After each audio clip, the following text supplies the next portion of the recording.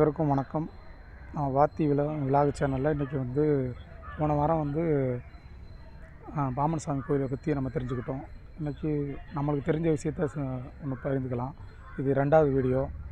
இப்போ நம்ம பாமன் சாமி கோயிலில் இருக்கோம். இன்றைக்கி காலகட்டத்துக்கு இன்றைக்கி கிருத்திகள்.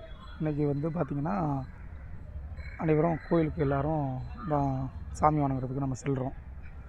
இப்போ குறிப்பிட்ட காலங்களில் அதிக பேருடைய எண்ணங்கள் என்னன்னா, சாமியை கும்பிட்றோம். நம்மளுக்கு நம்ம ஏன் தூக்கி விட மாட்டுது, நம்ம பொருளை கேட்குறோம், பணத்தை கேட்குறோம், எதுவும் நம்மளுக்கு கிடைக்க மாட்டுது, நம்ம சாமி கும்பிட்டுக்கிட்டு தானே இருக்கோம், நமக்கே இந்த பிரச்சனை இருக்குது அப்படின்னு எல்லாருக்கும் சில சாமிகள் மேலே உங்களுக்கு கோவம் கன்ஃபார்ம் வரும்.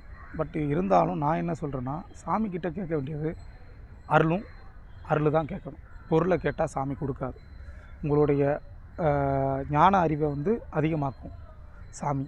மற்றபடி பொருளை கொடுத்து பண்ண போகிறதில்ல. நம்மளுடைய நேரங்களோ நம்ம செய்த கர்மாக்களை வச்சு தான் நம்மளுடைய நேரம் அடுத்த கட்ட நகர்வத்தை தேடி போகும். ஆனால் நம்ம போய் சாமிக்கிட்ட போய் எனக்கு அதை கொடு இதை கொடு, நீ இத்தனை வருஷமாக கஷ்டத்துலேயே வச்சுக்கிட்டு இருக்க, நீ என்னை கண்டுக்க மாட்டேற, நான் உங்களுக்கு அதை பண்ணுறேன் இதை பண்ணுறேன், அதெல்லாம் சாமிக்கு நீங்கள் செய்கிற ஒரு விஷயம் மட்டும். மற்றபடி சாமிங்கிறது ஒரு ஜோதி வடிவானது.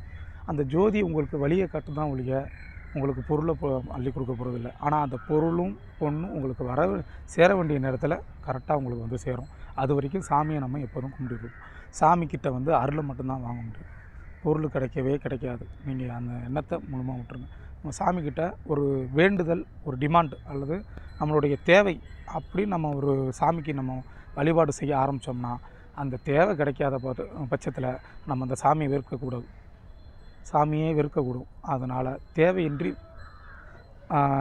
அளவில்லாத ஒரு அன்பை சாமிக்கிட்ட செலுத்துங்க. அது இந்த உலகத்தின் பிரபஞ்சம். அதுக்கு நீங்கள் என்ன கொடுக்குறீங்களோ அது திருப்பி வரும். பட் உண்மையான அன்பை கொடுக்குறது நமக்கு நல்லது. கட் பண்ணுறேன்.